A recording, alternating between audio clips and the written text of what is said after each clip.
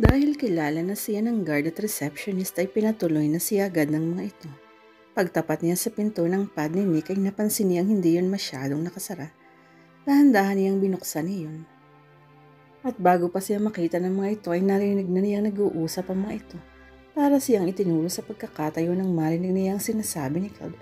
So I was right after all. Sinasabi ko na nga bang may pinaplano ang babaeng iyon.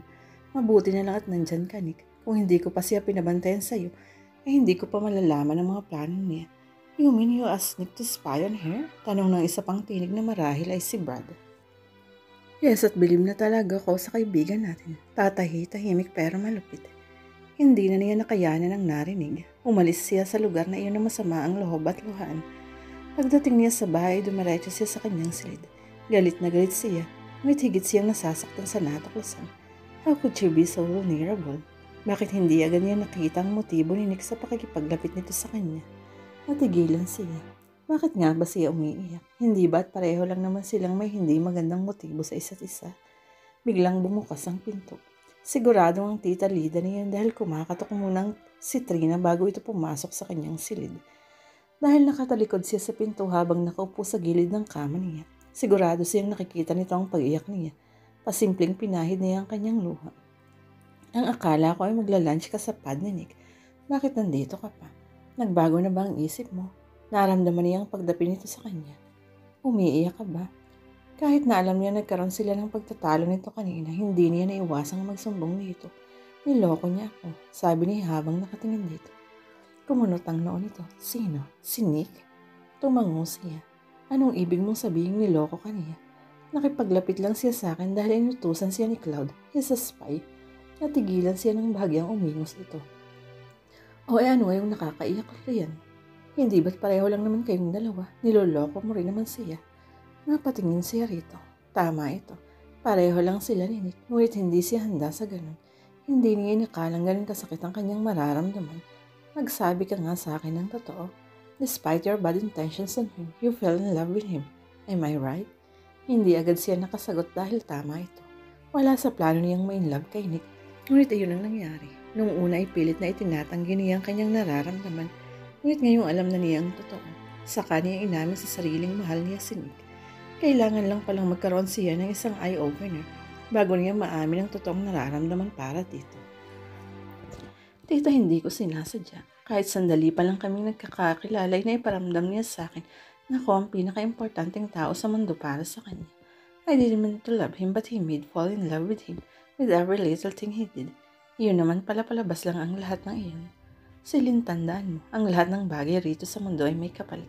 Kung ano ang mabuting ginawa mo sa kapwa mo ay babalik din sa iyo. At kung masama ang ginawa mo sa kapwa mo, hindi ko na lang sana siya nakilala.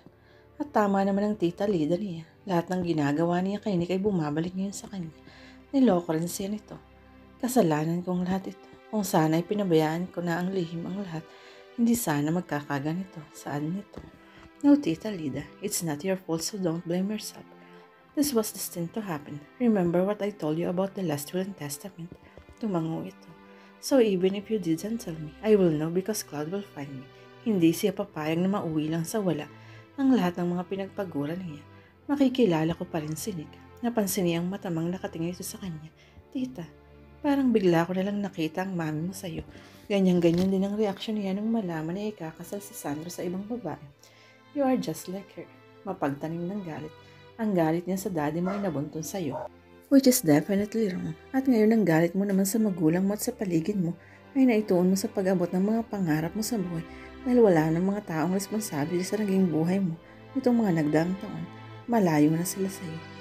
At first I saw it as a positive sign. But when you learned the truth about your real identity, it also found out that it was not just for your ambition or your aiming high. It was all about hunger. About anger, and you saw Cloud. At dahil gusto mo pa rin makaganti sa mga nangyari sa'yo, siya ang napagbalingan mo. Pero walang kasalanan si Cloud. Hindi mo siya dapat idinadamay sa galit mo sa ama mo. Huwag ka na sanang gumaya sa mama mo. It's not like her. Dahil kahit kailan hindi ko tatalikuran ng anak ko, Annie. No, you're like her. Nadamay ka lang sa galit ng mami mo sa daddy mo. At ngayon naman ay si Cloud ang gusto mong gantihan.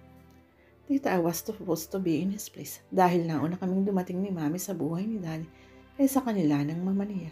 I know, pero mali nga. At ngayon idinadamay mo rin si Nick. Kinakampihan niyo pa siya, niloko niya ako. No, hindi ko siya kinakampihan. That's the last thing I want to happen to you. Ang lokohin ng isang lalaki. Pero sa nangyari sa'yo ngayon, alam kong na-realize mo na mali ang ginagawa mo. It's just sad that it has to be this way. Anong gagawin ko, tita? Mahal na mahal ko si Nick. Kausapin mo siya. Liwanagin mo ang lahat. Pero tita, dinig na dinig ko ang usapan nila. Giit nito. Ano pa ang ipapaliwanag nito? Then let go. Move on. That's what you'll do. Paano kung hindi ko magawa? Whatever happened to the strong Selena I know? Matapang ka. Kaya mo yan. Sana rin ay tigilan mo ng masamang balak mo kay Cloud. I won't do any good on you. Baka sa bandang huli ay ikaw pa ang mapahamak. Hindi niya inintindi ang huling sinabi nito. Alam mo tita, masarap pala ang magmahal pero masakit ang mabigo. Pero ay sana huwag kang madala. There will definitely be a right kid for you. A perfect one for you. You just have to wait. For all we know, one of those days, he will be standing outside our doorstep. Napangiti siya. Iyon ang gusto niya sa tita Lida niya. Kahit na sinesermon ng sinito, sa bandang huli, ay nananaig ang pusong ina nito. Dapat ay hinihintay na lang ni Nick si Celine ngunit hindi siya makapaghintay na sabihin dito ang magandang balita. Bukas ay mafa-finalize na ang pagiging legal na aryaga nito. Isa iyon sa mga pinagkakaabalahan nito rito sa bansa, kaya nanatili siya roon. Kaya naman umaga pa lang ang pinuntahan na niya ito sa bahay ng mga ito. Susunduin na lang niya ito at sabay silang maghihintay kina Cloud at Brad sa pad nito. Gusto niyang makilala ni Brad si Celine. Ngunit sapat sa siya nang marinig niyang pinag-uusapan ito at ng tita Lida nito. Nag-doorbell kasi siya ngunit wala namang sumasagot. Nang mapansin niyang bukas ang gate ay nang siyang pumasok na sa loob. Kumatok siya sa front door ngunit wala pa rin sumasagot. Lumigit na lang siya sa gilid ng bahay. Doon na niya narinig ang pinag-uusapan ng mga ito at hindi niya nagustuhan iyon. Dahil sa sobrang galit na nararamdaman, ay hindi na siya tumuloy pa. Sa halip ay umalis na siya at bumalik na lang sa pad niya. Habang na hindi niya lubusang maisip kung paano nagawa yun sa kanya ni Celine. Napasuntok siya sa manibela. Kung kaya nga lang niyang pagbuhatan ng kamay si Celine ay nagawa na niya. Ngunit hindi niya ito kayang saktan. Tama si Claude. Sa likod ng maamong mukha ni Celine ay nagtatago ang isang kasamaan. Nang makarating siya sa pad niya ay parang gusto niyang itapon ang lahat ng gamit na naroon. Pinigilan lang niya ang sarili. Ibinuhos niya ang galit niya sa pagluluto. Maya-maya ay dumating si na Cloud at Brad. Hey Nick, bakit yata hindi magandang mood mo ngayon? Tanong sa kanya ni Brad. Sa halip na gusto sagutin ito ay binalingan niya si Cloud. You were right about her. She was prying something from you. Matagal na niyang alam na ambisyosa si Celine. Base iyon sa napapag-usapan nila. Idagdag pang sinabi nitong marami para itong mga pangarap sa buhay. Kaya hindi nito matatanggap ang alok niyang kasal dito. Ganun pa man binaliwala niya dahil mahal niya ito. At nakanda siyang maghintay rito. I told you, sabi ni Cloud. But how did you know? And what changed your mind? Dati-rati ay palagi mo siyang pinagtatanggol. Hindi ko siya pinagtatanggol. Ang gusto ko lang ay makita mo ang good side niya, na mali ang pagkakakilala mo sa kanya. But it turned out na ako ang nagkamali ng pagkakakilala sa kanya. I heard her conversation with her aunt this morning. Teka muna, hindi ba't girlfriend mo siya? Tanong ni Brad. Yes, si Cloud ang sumagot. So I was right after all. Sinasabi ko na nga ba't may pinaplano ang babaeng iyon. Mabuti na lang at nandyan ka, Nick. Kung hindi pa siya pinabantayan sa iyo, ay hindi ko malalaman ang mga plano niya. You mean you asked me to spy on her? Tanong uli ni Brad. Yes, at bilib na talaga ako sa kaibigan natin. Tatahi-tahimik pero malapit. Ay parang hindi mo siya kapatid kung magsalita ka. Komento ni Brad. Magkapatid lang kami dahil isa ang ama namin, sabi ni Cloud.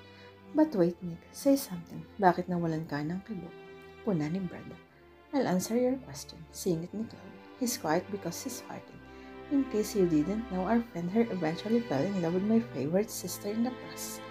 Kaya kung iniisip mong kaya siya tahimik dahil naiinis siya, dahil hindi magandang balak si Celine sa akin, you're damn well wrong. Naiinis siya. Dahil kung kailan naman nagmahal na ulit siya, ay saka pa siya niloko ng magaling na babaeng iyon. That's enough. Saway niya rito. But it's true, isn't it? Banat pa ni Cloud. Tingnan niya ito ng masama. Wait, it's already 12:30. I'm starving. Bakit wala pa si Celine? Singit ni Brad. I knew it. Bulalas ni Cloud. I told you hindi siya darating. Alam mo namang allergic sa akin ang babaeng iyon. Kaya ang mabuti pa ay kumain na tayo. Tumayo na ito at nagtungo sa dining room. Sumunod silang dalawa ni Brad dito. Natapos ang lunch na hindi nagpapakita si Celine. Oh, come on, Nick. Huwag mo siyang isipin. Sasakit lang ang ulo mo, sabi ni Cloud. Puso ang sabihin mo, sabi ni Manny Brad. Tumayo siya at walang sabi-sabing iniwan ng mga ito. He had a sure destination. Pagdating niya sa bahay ni Celine, ay pinatuloy siya ni Trina. Sandali po at tatawagin ko lang si Ma'am Celine, sabi nito. Maya-maya ay nakita na niyang bumabagha ng hagdan si Celine. Napansin niyang madilim ang mukha nito. Kumunot ang noo niya. Kung tutuusin ay dapat siya ang magalit dito. Nalito ang may kasalanan sa kanya. Ngunit may natitira pa rin naman siyang hinahon sa katawan. Bakit hindi ka pumunta? Tanong ni Rita. Hinintay mo ba ako? Para ano? Para maipagyabang sa mga kaibigan mo na kayang-kaya mo akong utuin, ganun ba? Sarkastikong sabi nito. Lalong kumunot ang noo niya. Nagulat na lang siya nang dumapo sa mukha niya ang isang kamay nito. Natulig yata siya sa lakas ng sampal nito. What the? Ang lakas ng loob mong pumunta rito. Manluloko ka. Manluloko? Lalo siyang nalito. She was acting rude. Baligtad yata. Hindi ba't akong dapat nagsasabi niya sa'yo? Tila natigilin naman ito sa sinabi niya. Cloud was right after all. May binabala kang hindi maganda. Well, for your information, hindi mo na ako magagamit pa para magawa mo ang gusto mo. What are you talking about? Don't play dumb. I was here this morning. Ang tagal kong nagdo-doorbell sa labas, pero walang sumasagot. At dahil bukas naman ang gate, pumasok na ako. Yun naman pala nasa likod bahay kayo, hindi niyo naririnig ang doorbell. And I heard what you said to Tita Lita. Natahimik ito. Hindi ba totoo yun? Sabi niya. Hindi ba't kaya ka nakipaglapit sa akin ay dahil gusto mong makakuha ng impormasyon sa akin? Ako sa nito sa kanya. At kanino naman nakuha ang ideyang yan? Bakit pinalalabas pa siya nitong manluloko? Galing din ako sa pad mo kanina. Narinig ko ang usapan niya yung naklod tungkol sa panluloko sa akin. Saglit na nag-isip siya. Did you actually hear I said it? Humingi. Ito ng manlalim kapag kuha na yung umiling ito. I admit Cloud asked me to spy on you. But it doesn't mean na susunod ako sa lahat ng utos niya. Kung nakipaglapit man ako sa iyo, hindi dahil iniuutos niya. I did that because I wanted to. Because I felt a connection with you. Because I want to be with you. And because I love you. If you could still remember, I offered you marriage but you turned it down. And because I love you so much, I respected your decision. Sa tingin mo ba ay aalokan kita ng kasal kung niloloko lang kita? Now I understand why you turned me down. It's not just because you're not yet ready, but because you were just playing with me. Iiling-iling na sabi niya. Isang nang iinsultong ngiti ang ibinigay ni Rita. I just couldn't believe it that you will do anything for your caprice, even if it means you have to be slapped. Isa pang sampalang nakuha niya mula rito. Bakas din sa mga mata nito ang sakit ng sinabi niya. You can say anything you want to say, pero hindi ako papayag na sabihan mo kung isang babaeng mababa ang uri. Sinugot niya at pinagbabayaw sa dibdib. Ang daming lalaki, bakit ikaw pa ang minahal ko? Nagtatagi sa mga bagang na wika nito. Natigilan siya sa narinig. Did he hear it right? Mahal siya nito. Ngunit karirinig lang niya kanina na hindi siya nito mahal. Hinila niya ang mga kamay nito. Huwag mo akong patawanin, Celine. Sinong niloko mo? Hindi mo na ako magagamit ko para sa masamang intensyon mo. Yes, I admit I just wanted to use you against God, but I fell in love with you. You damn fool. And that made me hate you. That made me hate myself even more. Dapat ay hindi na lang kita nakilala. Sigaw nito. Dapat ay matuwa siya dahil sinabi itong mahal siya nito. Ngunit sinira nito ang tiwala niya. At mahirap maibalik ang tiwala niya sa isang tao. Oras na masirain mo. Baka isa na namang gimmick yun upang mahukuha nito ang loob niya. Sa tingin mo ba ay maniniwala pa ako sa iyo pagkatapos ng ginawa mo? Natigilan ito sa sinabi. Minahal kita, Celine, more than you think. Pero sinira mo ang pagtitiwala ko sa iyo. Iniwan na niya ito. Simula sa araw na yun, ay kalilimutan na niya ito.